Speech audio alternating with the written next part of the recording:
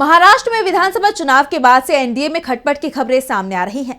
BJP ने विधानसभा चुनाव में काफी अच्छा प्रदर्शन किया, जिसके बाद से पार्टी अपने सहयोगी पर दबाव बना रही है और अब बीजेपी ने चुनावी मैदान में अकेले उतरने का फैसला किया है, जिसके बाद से एनडीए में टूट की खबरों को बल मिल गया है।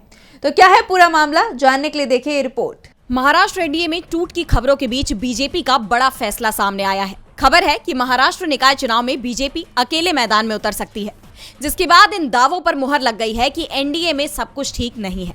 जानकारी के मुताबिक बीजेपी आगामी निकाय चुनाव में अपने गठबंधन सहयोगियों से अलग होकर चुनावी मैदान में दिखाई दे सकती है। आपको बता दें कि पार्टी को विधानसभा चुनाव में 132 सीटें मिली थी, जिसके बाद से पार्टी का रुख बदला बदला दिखाई दे रहा है। सबसे पहले बीजेपी ने सहयोगियों को झटका देते हुए सीएम पद पर अपना कब्जा जमाया और अब एक बार फिर बीजेपी अपनी ताकत दिखाने के लिए एकनाथ शिंदे और अजित पवार से अलग होकर चुनाव लड़ने की तैयारी में है। इस चुनाव के लिए आरएसएस ने अभी से बीजेपी के लिए माहौल बनाना शुरू कर दिया है।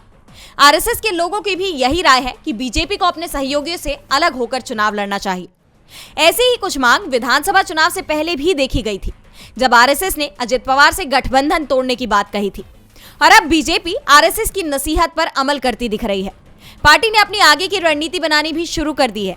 अब सवाल ये उठता है कि बीजेपी अकेले चुनावी मैदान में क्यों उतरने वाली है। सवाल ये भी है कि इसका क्या नतीजा निकल कर आएगा। बहरहाल ये तो आने वाला वक्त ही बताएगा। डीवी लाइव महाराष्ट्र की रिपोर्ट।